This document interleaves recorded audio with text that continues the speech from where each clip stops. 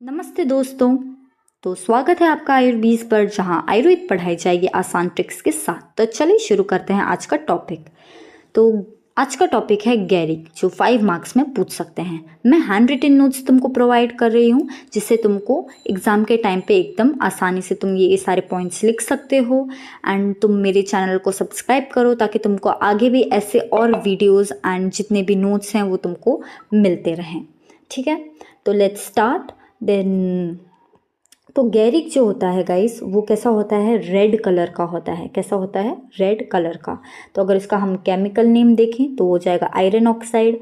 Formula देखें तो हो जाएगा Fe2O3।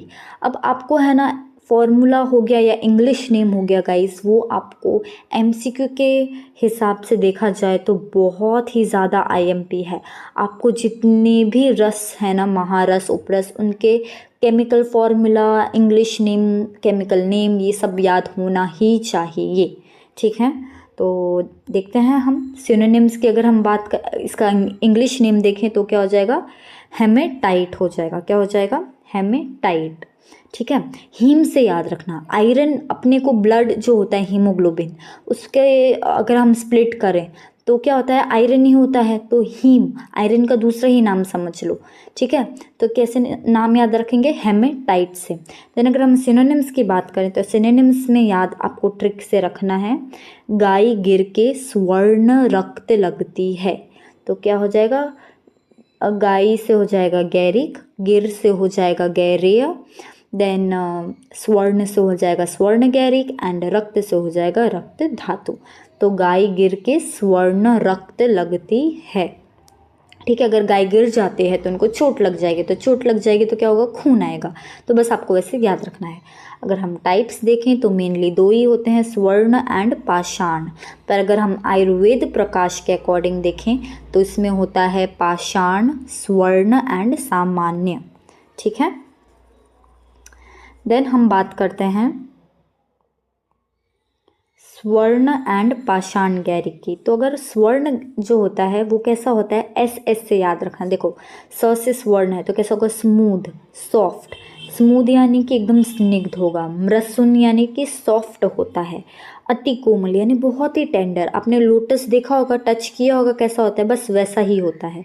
ठीक है, और अगर यहीं अगर हम पाषाण देखें तो उसके नाम के ऊपर से ही है, पाषाण यानी पत्थर। कैसा हो जाएगा? रफ होगा, हार्ड होगा, एकदम पेल रेड कलर का होता है। तो ये डिफरेंस है जो आप लिख सकते हो एग्जाम में। ठीक है, पर आपको ये जितने भी पॉइंट्स मैंने इसमें बताए हैं वो आपको एक भी एग्ज़ाम में छोड़ के नहीं आना चाहिए। आप इस पॉइंट्स के हिसाब से लिखोगे तो आपको 5 में से 4 मार्क्स तो एग्जामिनर दे ही देगा। ठीक है, तो देन देखते हैं हम शोधन। तो शोधन में भी ट्रिक है। गाय जो गैरिक होता है उसको घी बहुत पसंद है। ठीक है, तो हम कैसे अब याद रखेंगे? हमको इसका अगर हम प्रोसेस देखें तो हमको क्या करना है? जो स्वर्ण गैरिक होता है ना, उसका फाइन पाउडर लेना है। ठीक है, और जो आयरन की कढ़ाई होती है ना, वेसल, कोई भी आप वेसल ले लो, उसमें घी डाल के उसको एकदम धीमी आंच पे, माइल्ड फायर पे उसको फ्राई कर दो।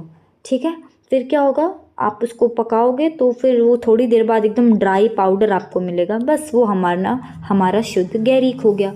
देखो गाइस, इसमें हम मारण का प्रोसेस नहीं करते आगे फर्दर। क्यों?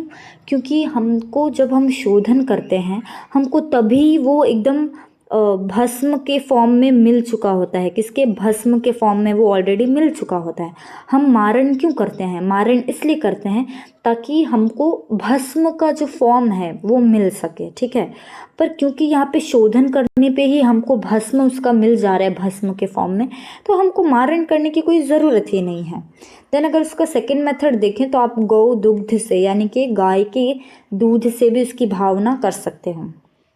ठीक है, तो ये था। देन अब हम आगे देखेंगे इंडिकेशंस।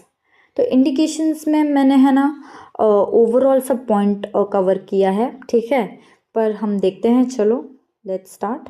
देन इंडिकेशन की अगर मैं बात करूं तो इसमें भी ट्रिक है। गैरिक स्टॉप्स ब्लड, यानी कि जी से आपको ये गैरिक जो है ना वो एग्ज़ाम में एज इट इज़ ऐसे लिख देना है। ठीक है, तो क्या हो जाएगा? जी से वो ग्राही होता है। ए से यानी एंटी पित्त, यानी कि वो पित्त के जितने भी डिसऑर्डर्स होते हैं ना, जैसे कि कंडू, देन क्या हो जाएगा कुष्ठ, दाह, जितने भी पित्त रिलेटेड डिसऑर्डर्स हैं, जितने भी पित्त रिलेटेड डिसऑर्डर्स हैं उनको कम करता है, वो क्योर करता है। वो एक आयरन मिनरल है। आर से हो जाएगा रक्त स्तंभक, ये आईएमपी है। रक्त स्तंभक यानी कि वो स्टॉप करता है ब्लड को, क्या करता है, ब्लड को स्टॉप करता है। फिर वो वाउंड्स में यूज़ होता है, यानी आपको अगर चोट लग गई हो तो उसमें आप यूज़ कर सकते हैं। देन के से हो जाएगा कषाय रस, वो कैसा होता है, कषाय रस का होता है। देन हम बात करते हैं डोज की। तो डोज कैसा होता है, 2 to 4 रट्टी आपको लेना है अपने हिसाब से, ठीक है। डोज जो होता है ये एक आइडियल डोज है जो आपको हर जगह यूज़ करना होता है। आप याद रखना, डोज भी आपको याद होना चाहिए, पूछेंगे। देन फॉर्मुलेशन, वो भी आईएमपी है, वो आपको लिखना है, आप अपने हिसाब से लिख सकते हो। मैंने यहाँ पे ये 5 लिए हैं, जात्यादि तेल, गैरिकादि मलहर, पुष्यानुग चूर्ण, गैरिकादि प्रलेप एंड लिया है लघु शुद्ध शेखर रस, ठीक है। तो आपको मेनली आपको इसमें से जो भी आपको याद आते हैं आप वो लिख सकते हैं। फॉर्मुलेशंस आपको खुद से ही बाय हार्ट करने पड़ेंगे and they are very very IMP, ठीक है। तो जात्यादि तेल एंड ये जो भी है आप देख लीजिएगा अपने हिसाब से, आपको जो इजी लगता है एग्ज़ाम के टाइम वो आप लिख सकते हैं फॉर्मुलेशन। तो आई होप आपको ये अच्छा लगा हो, वीडियो समझ में आया हो, और अगर आपको और ऐसे कॉन्सेप्ट्स क्लियर करने हैं तो बने रहिए आयुर्बीज के साथ एंड सब्सक्राइब करें मेरे चैनल को। तब तक के लिए बाय बाय, टाटा, मिलते हैं हम अगले नेक्स्ट वीडियो में। सी यू गाइज।